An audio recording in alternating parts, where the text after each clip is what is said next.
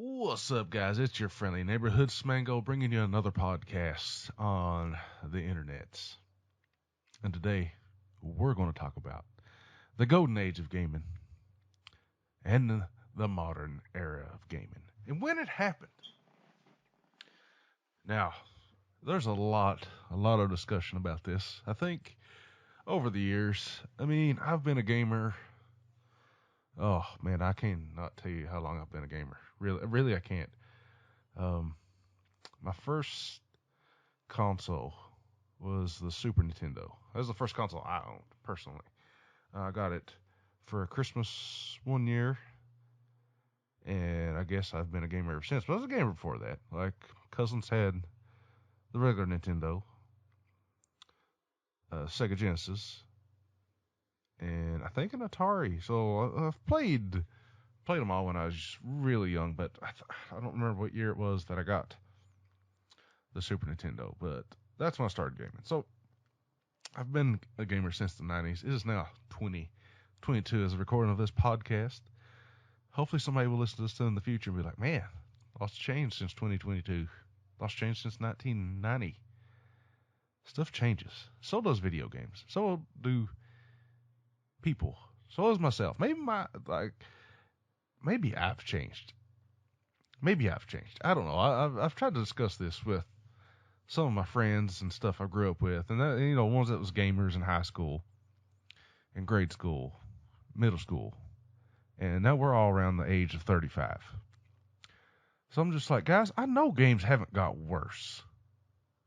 So maybe it's us that's changed, and some of them agree that it's us that's actually changed, but I don't believe that. I believe games have mostly changed, more than us. The way games are made, the way games are marketed, the way games make money has drastically changed over the years. We live in a weird world now. And, just video games are a massive market now. Back in the day, it wasn't that big a market. I don't think. Games now are shot like movies almost. Like, they get directors, producers, blah, blah, blah, blah, blah. It's not some nerd sitting in a basement creating, Doom these days. So, games have changed. I don't think I've changed that much. I got less time. I got more money and less time to play video games. Now, this really isn't a technical question here on the Full Tech Podcast, but it involves technology, so we're going to roll with it. And since I'm a retro gamer and a little bit of more modern technology than I am a modern gamer, it seems like by far. Because, the games I like these days are like Quake and Arena FPS and old school quote-unquote boomer shooters. We're literally there's a genre called boomer shooters. It's because people like them compared to Call of Duties and Battlefields. And they're indie developed. And it feels like there's a passion project more than a money project. So I asked on Twitter, if you didn't follow me on Twitter, at the Smango. You can also follow at Full Tech PCs or Full Tech Computers, one of those. But this is going to be on the Full Tech YouTube channel. The Smango channel is going to be about Diablo 2 and action RPGs, probably from now on. But I also have opened up another YouTube channel called the Arena FPS Playground. And it's kind of going back to the Quake fans days. I'm even using the Quake fans logo for all you guys that love Quake fans. I'm going to try to do just Arena FPS stuff, just upload gameplay footage, and maybe talk a little bit about Arena FPS when I get time. Nothing like structured or sketch scripted out at all, like Full Tech normally is. I have some sort of outline I do when I make a video on Full Tech or a guide.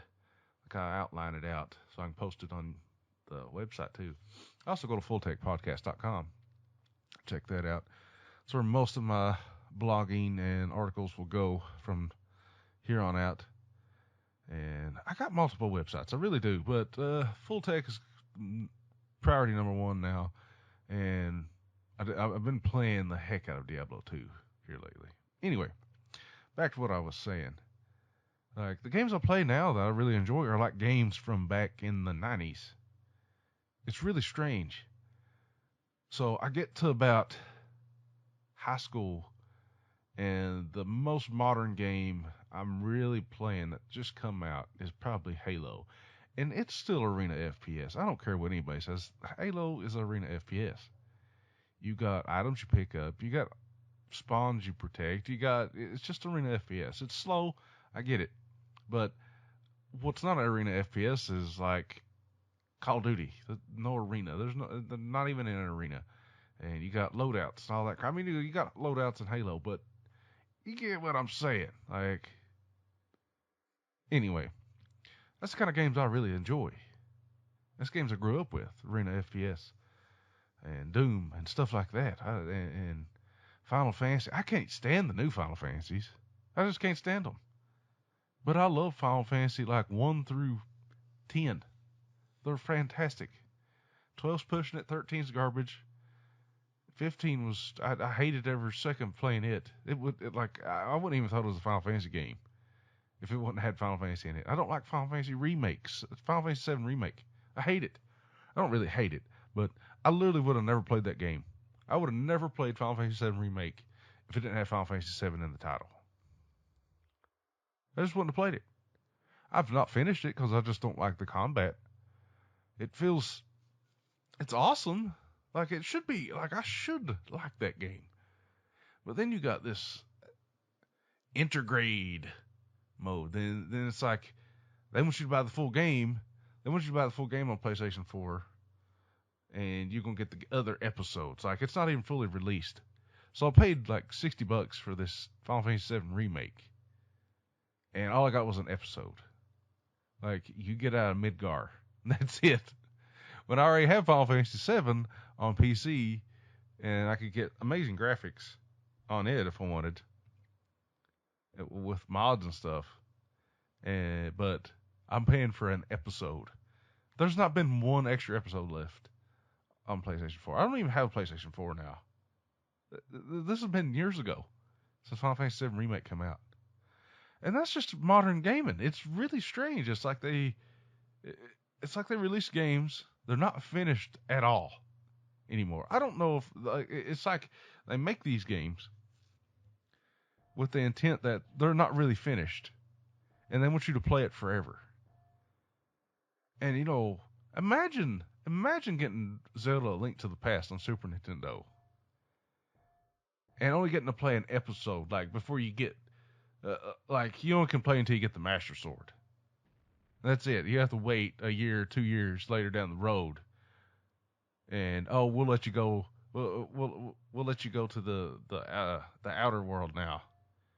Oh, but here's this. In between those 2 years of waiting, here's this Intergrade DLC pack. You can play as Mario. Just imagine if that happened. Everybody would have just. I don't know.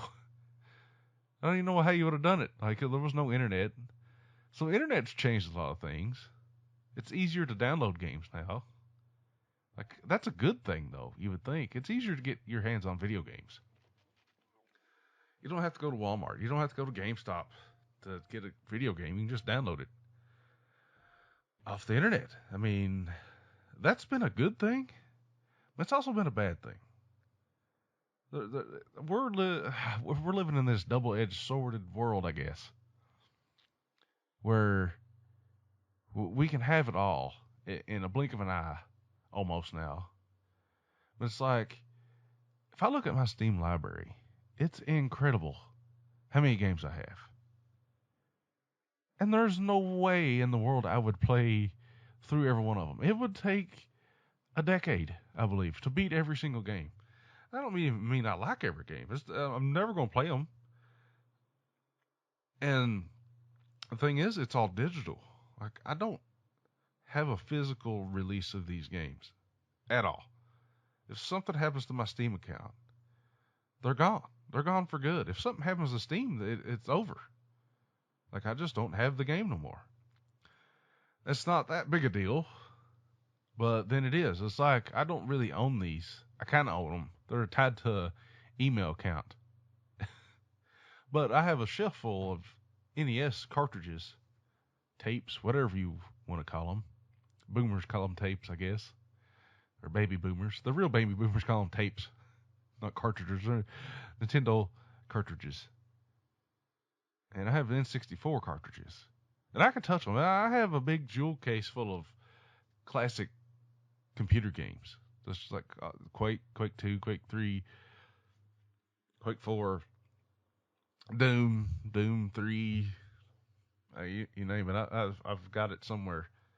And I own those games. I mean, I have to have a CD player, but I can play them on any of my PCs without anything. I don't have to have anything other than making sure my computer works and can read them. The Steam doesn't work on everything. I don't even know if it works on Windows XP anymore. So if you got a computer back in 2007 and you got Steam and you had all these games that you had on there and you took care of this computer, you'd eventually have to upgrade. You could probably get an older version of Steam, and that might work. But it's still almost like it's a game as a service. We're now living in game as a service.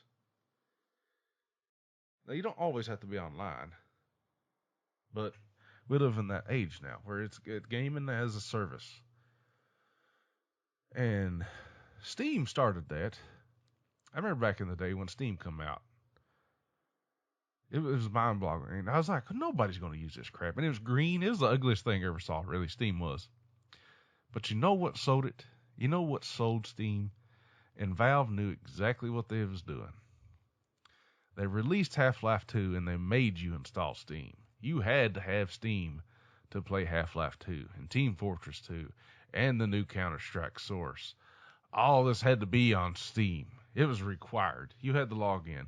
I have this email address from back when that happened. I don't even have access to that email address no more. It got hacked a long time ago. A long time ago. This is talking like 2006. I don't have access to that email address no more.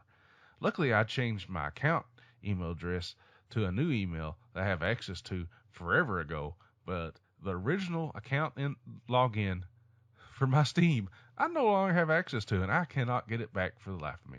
I'm just telling you how scary this really is. I'm not scared now. I have 2FA on my current email address. I have, multiple passwords. It tells me every time somebody logs into it. They probably can't get it, but if I lose access to that email address, I'm just dead in the water. I lost access to the original account, though. It's gone. But Valve was genius making this. Valve was absolute genius making this be a thing. Computers was way ahead of the curve on this, as they normally are in everything, in every aspect when it comes to the gaming world. They had a Steam launcher. No longer did you have to have a big, they had to see some people's Windows XP bars and the game folder just filled up with tons of shortcuts, taking up the whole screen. I know you guys have done that. If you've had an old school computer, you've done that. Steam realized, this might be a problem. Let's try to fix this and make a DRM thing. Like, it's going to require Steam to play this game. We're going to have a store. So they made Half-Life. I mean, those the only games on there was Half-Life 2, Team Fortress, all the old Half-Lives. They finally put them on there. All you had to do is enter your CD keys. So my CD keys from my original Half-Life's on there on my account. You could just add it. You can't really do that now. You can't just pick up a Quake CD and put that on Steam. It's probably not going to work.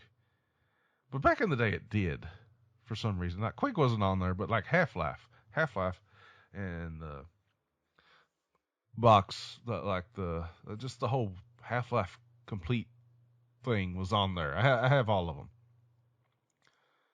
So Steam started that. you know, software as a service, game as a service. Here's Half-Life 2. Now you can play it offline, but still you had to log in to play it. Another log into your Windows login. You had to log in to play this game. But I'll tell you what was another genius thing is everybody hated having the CD in the play. Like all your data was copied to your hard drive, but you had that copy protection or CD check, and you didn't have to have that no more. So Steam was genius, really. It really was. This is a genius idea. No more CD checks. Play Half-Life 2 all you wanted. All you had to do is log in. You didn't have to have your CD anymore. You can throw them in the garbage. Probably did. Probably worth, tons of money now. But yeah, Half-Life 2 started that, which was good. I think that was good, but then bad at the same time. Because there's so many games now. So many games. So now we're really kind of getting into the peak of the modern era of video gaming. Talking about Steam and being able to download games. And Xbox 360 had just come out. And there was a little game called Elder Scrolls Oblivion.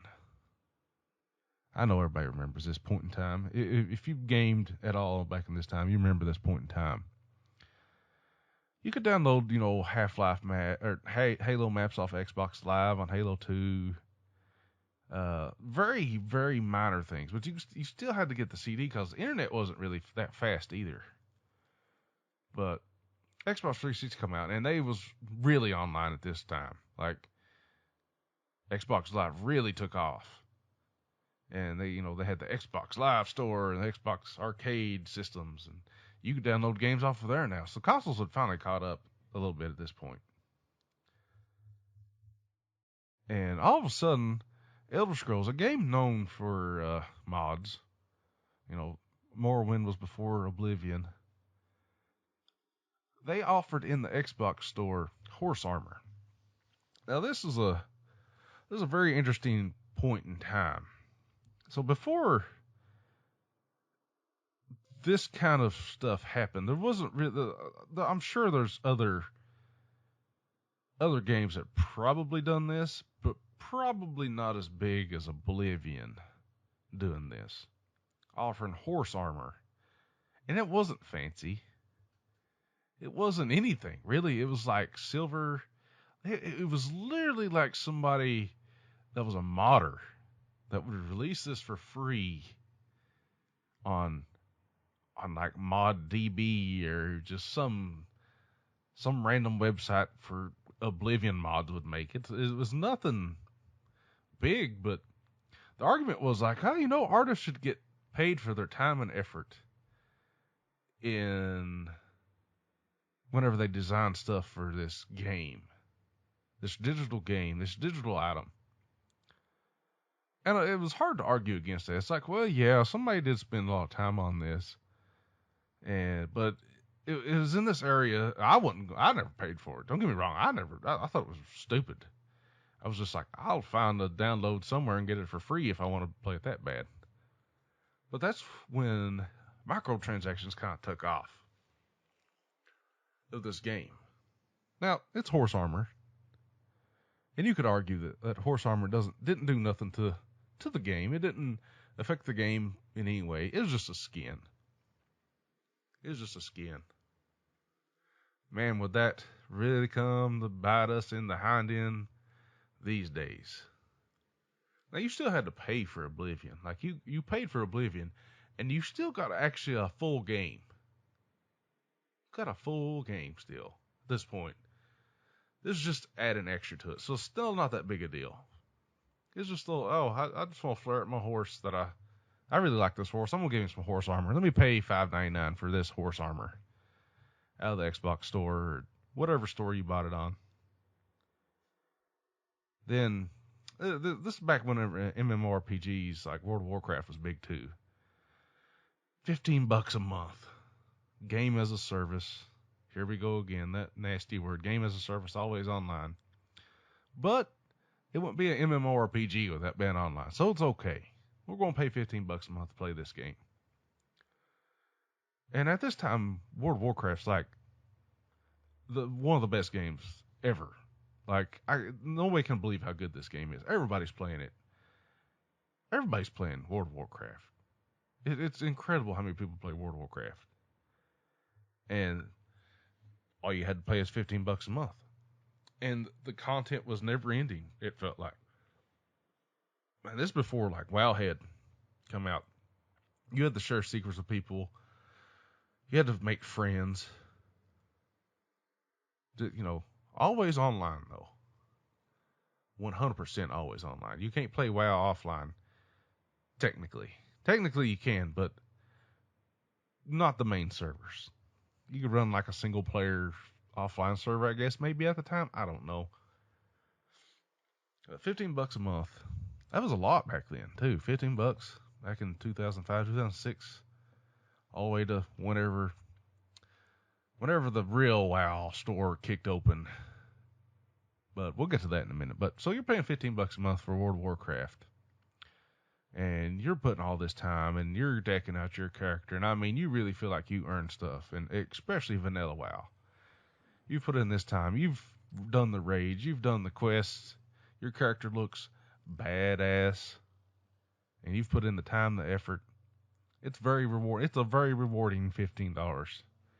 You've missed class. You've missed work, but man, your Dwarf Paladin looks awesome. Let's skip forward to like the modern era now.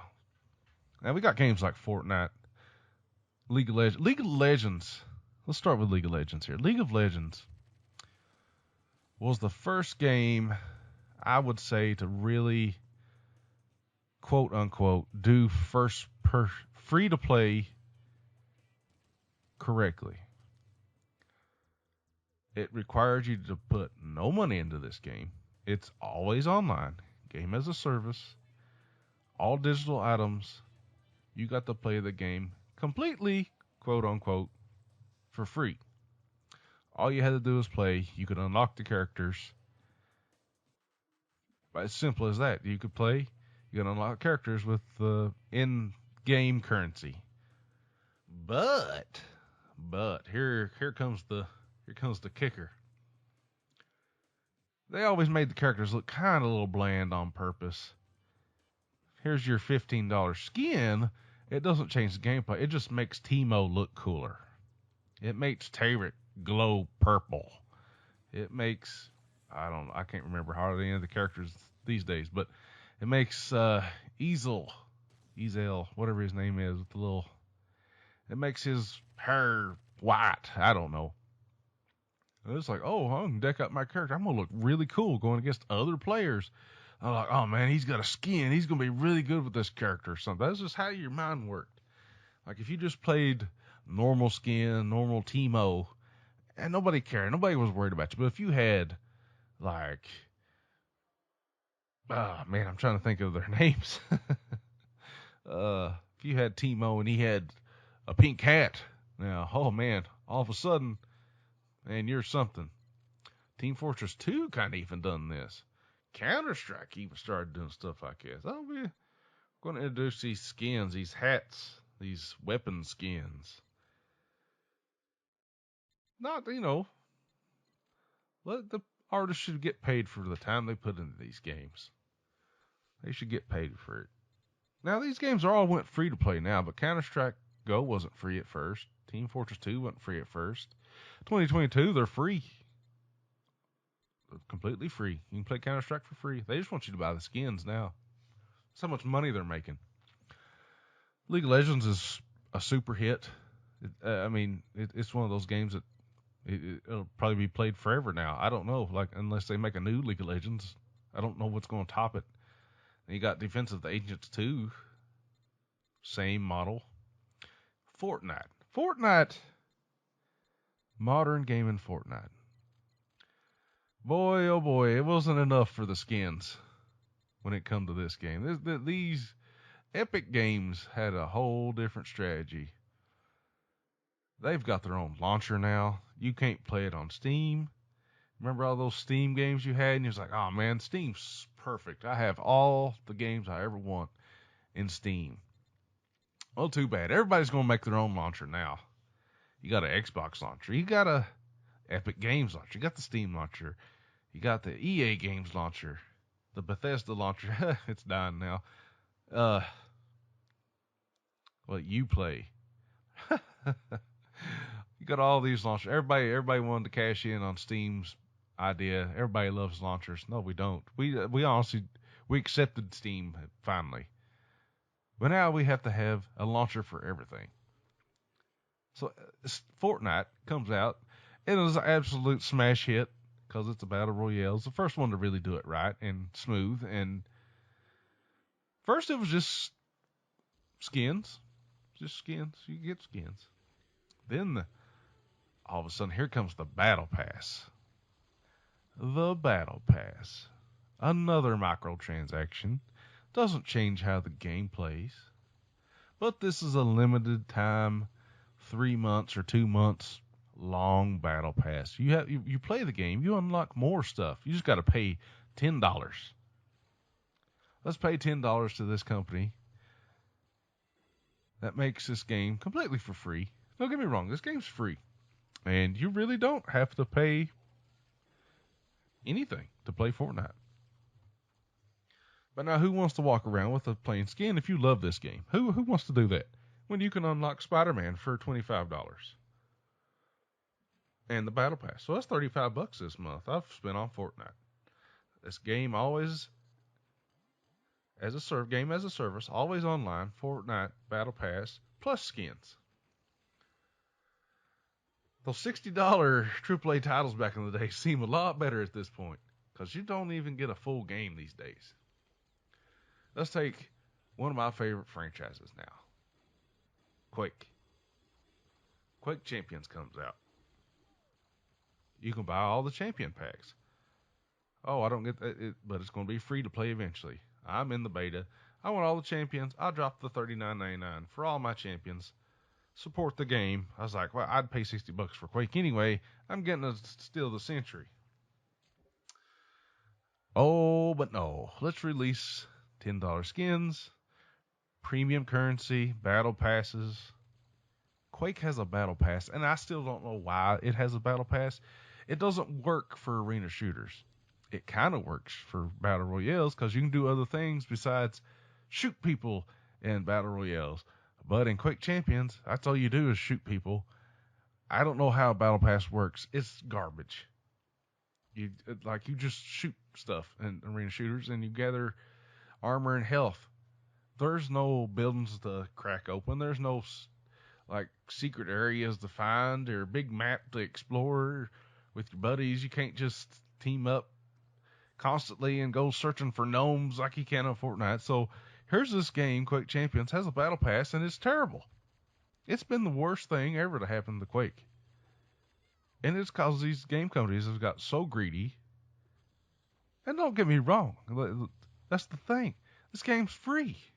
You don't have to pay anything for Quake. But they make these skins that's really cool, and they pique your interest, and you're like, oh, I want to support the artist. These things that would have been free mods are just now battle passes and skins now. It's depressing. It really is. And the thing about Quake and Fortnite is they're still technically early access games. They're not fully released. The original Fortnite, Save the World, still not released, I don't think. And they have, I don't know how much money. It's ridiculous how much money this company has over Fortnite. The golden era of gaming, I consider, is, the old school consoles and about 2005 or maybe 2010 PC gaming. And that's including the early Steam days. Because really, back in the day when you played your computer games, God, man, it was a pain with those stupid CD checks. You know what I'm saying? Everybody went to Game Copy World to get their no CD EXEs. So quit checking for a stupid CD because you didn't leave the CD in the play. Who cares? You didn't have to go back and forth. So Steam come out and I'll take care of that, guys. No more CD checks. Just put all your games on Steam. And the thing is there always has been some kind of DLC or expansion packs. DLC and expansion packs was okay. Expansion packs were definitely okay because it's like, okay, this company spent extra manpower and they're putting out a whole expansion to this game I love, like Diablo 2 Lords of Destruction, World of Warcraft, The Burning Crusade, World of Warcraft, Wrath of the Lich King. They've put a whole new expansion, new levels, whatever. These microtransactions has destroyed video games, if you ask me. Because companies don't have the store built for video games before they have the game done. They don't even want people to. It's like they don't even want people to enjoy games no more. They just want you to buy their in-game currency. Even World of Warcraft, RIP, has the WoW online store now. You can buy gold. You know what you can do when you buy gold? You can buy gold and go to the auction house and buy gear. No, it's easier now to get gear in World of Warcraft. Yeah, you could still just pay your way to almost the top. You could actually pay your way to the top. You can just buy in-game gold using your real credit card. Get somebody to run you through a dungeon and get the gear. That's all you have to do. You don't have to do anything no more. That's the big problem with modern gaming. It's the big problem. It used to be, I want to make this game. I want people to love it. I want people to love this game. They released Legend of Zelda: Link to the Past. Link has pink hair and nobody cares because that game's amazing. Everybody's just like, okay, he had pink hair. That's just the limitations of the game. They could have gave him different hair, but he just shows up better on the Super Nintendo because he has pink hair, I guess. But no DLC. The game's full. Of course, it has bugs and glitches here and there. But man, how good a shape did that game come out, though? Nobody complained about the bugs. Nobody complained about the glitches. These days, you release a game, and it comes out just a buggy mess. And I realize, game codes changed. But, man, the modern era of gaming is sad. It's depressing. I hope something changes. And a lot of it has changed in the indie games realm. Like, you still get full games released. There are passion projects. But the bad thing is they're not getting the money. And it's like we live in this world where we want to support these games, but then they don't have that AAA polish. You buy Overwatch now, has that AAA Blizzard polish, but it has skins and you gotta buy the Liquid Team skins and all their it's just in-game skins. Team Liquid's skins or whoever, Cloud9 or something. I don't know who all has Overwatch teams. Got to buy their in-game skin to make your... I can't remember their names. Character names. And everything has a character now, which is not bad. I don't mind champions. But the gaming industry has changed so much. So much. It's not the same. I picked up Diablo 2 Resurrected. And for you guys that didn't play Diablo 3 on release, and what a train wreck that game was. It's a lot better now. Diablo 3's 10 times better now. I don't know, maybe 1,000 times better now than when it released. This is a good game now. When it released, it was garbage. You couldn't play it offline. And they couldn't get nobody logged into the servers on the release date. It crashed for days, I think. Trash. Then come the Real Money Auction House. Let me say that again. The Real Money Auction House. They released the game intending for you to buy digital items in-game. On purpose. Diablo 2, you could buy digital items, but you had to do it through websites that just kind of like somebody put their items up for bid. And it's on you if you get scammed. No. Blizzard's like, okay, we're going to have a real money auction house. You get to bid real money on this. People were making tons of money. They was botting, but they was making money on people. And you couldn't get gear yourself. At least if you play Diablo 2, you can still get gear yourself. I wish you could almost go back and try to beat Diablo 3, the hardest difficulty. I think it was Hell at the time, or Inferno, without using the real money auction house. It was impossible. You had to stack crazy resistances. Your gear was terrible. You wouldn't get no drops. Man, that was the best day ever when they killed that stupid real money auction house and introduced Loot 2.0. It was the best thing that ever happened in that game. That game's actually fun now.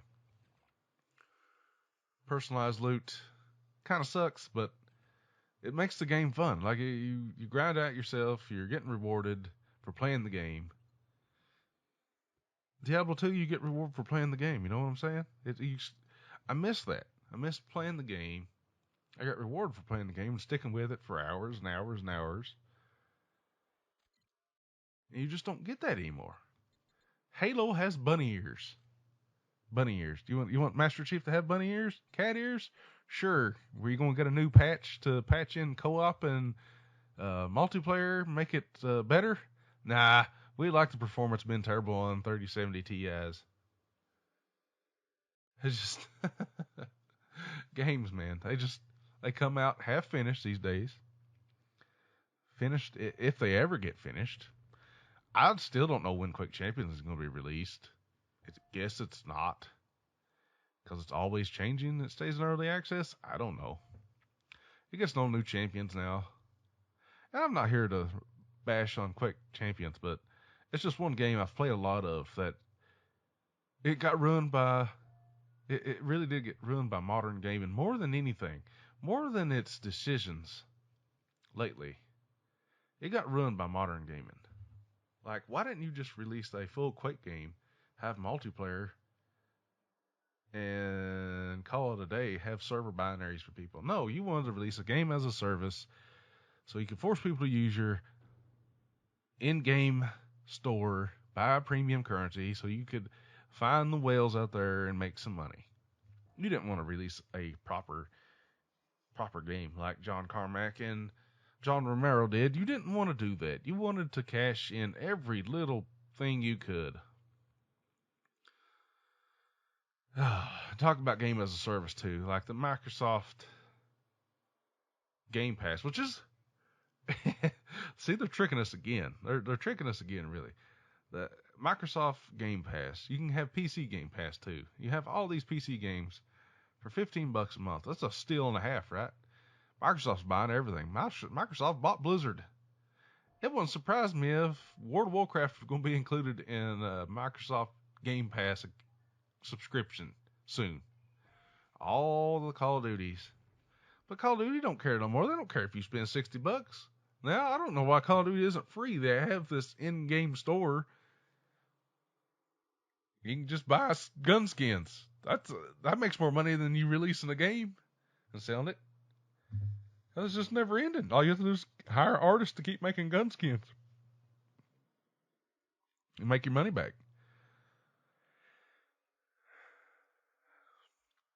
I'm not sure what else to really say at this point, but the modern gaming versus the golden era gaming has changed so much, and I'm really curious what everybody else thinks about this. Hopefully I've got my thoughts along this podcast, this episode, and maybe you follow along. Maybe I'm just incoherently babbling. I don't know.